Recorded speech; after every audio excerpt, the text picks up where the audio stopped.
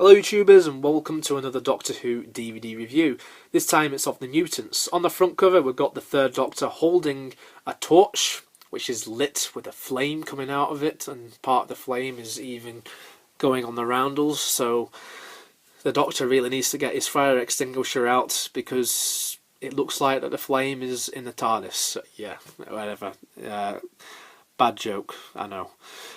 We've got the Mutts as well, just either side of him. We've got the planet, which features in this story, and we got the spaceship, which features through the majority of the story.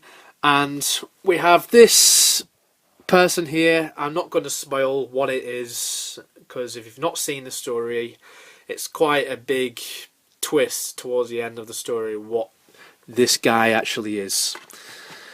There's the side. This was written by Bob Baker and Dave Martin. When a strange message pod turns up at Unit HQ, the Doctor and his assistant Joe suddenly find themselves involved in another dangerous mission for the Time Lords. The TARDIS takes them to Skybase 1 above the inhospitable Solos. It is the 30th century, and the planet is about to gain independence from Earth's glorious empire. But someone on Solos has other plans, and alarmingly, the natives are slowly mutating into fierce-looking creatures. It's time for the Doctor and Joe to find out why. Special features include a commentary by Katie Manning, Garrick Hagan, Christopher Barry, Terence Dix, Bob Baker, Brian Hodgson, and Jeremy Burr. It was moderated by Nicholas Pegg.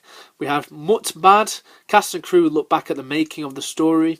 Race Against Time. Noel Clarke narrates a documentary looking back at the representation of non-white actors in Doctor Who and on British TV as a whole. And that is a really good documentary, I've got to say that. Blue Peter Purvis looks at the collection of Doctor Who monsters, Dressing Doctor Who, and all the rest. You have usual things like Radio Times billings, production subs, information subs, photo gallery, coming soon trailer, and a digitally remastered picture and sound quality. The story was originally broadcast on BBC One between the 8th of April and 13th of May 1972. It was produced by Barry Letts, directed by Christopher Barry. Incidental music was by Tristan Carey. And the sleeve text was by Maury Liang. Cover was by Lee Binding. And the runtime for this is 145 minutes. That's quite long. It is 6 episodes long after all. So there's your leaflets. You got a close-up of a mutt. And yeah, you can tell it is a costume because it looks like he's wearing trousers there. And you got the planet behind him there as well. Gives you a bit of information about the story as well. A bit of behind the scenes, context, scene selection at the back of it as well. It's 2 discs as well, which is very appropriate as it's 6 episodes long and it's got quite a few special features. So here on disc 1 you've got the spaceship, the planet, and the third Doctor. And on disc 2 you've got the Mutts and that guy who looks like he's just come down from heaven. So yeah, overall, special features are pretty damn good. Good to hear people like Katie Manning in the commentary section. Quite a few people did the commentary for this. It's good though. It's good that they got quite a few to do this story. It's an often overlooked story, this one. A lot of people don't appreciate it for what it is. It tackles with a few moral issues of the time. So I think it sort of gets across a few things as well. I like how they have a black character in this as well.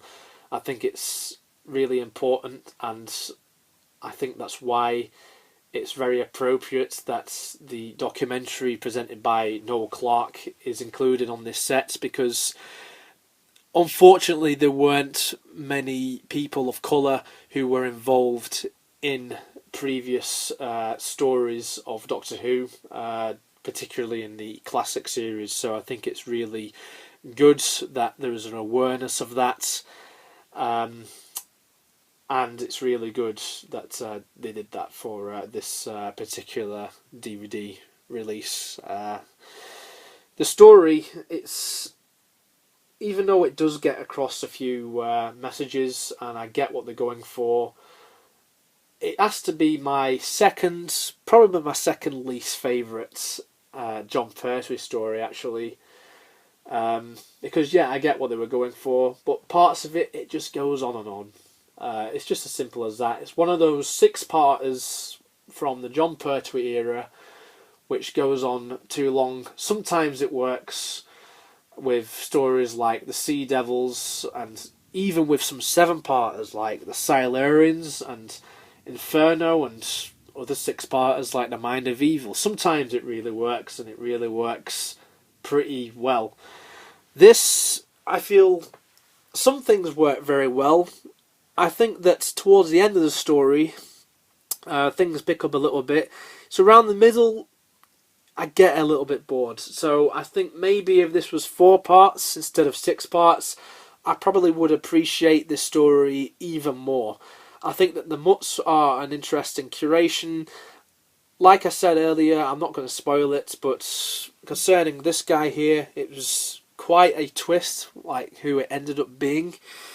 And I think that the villain of the story is alright.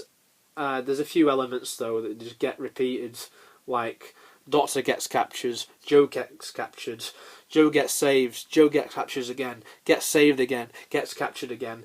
It just feels like that. That's how I felt through this story, unfortunately, and I guess that they just needed to do that just to fill it in with the 6 episodes, I guess. They needed a slot to fill in, and it was this story. But it's not terrible. So yeah, that's The Mutants. Thank you very much for watching this DVD review, guys. Stay tuned for more DVD reviews, and I shall see you next time.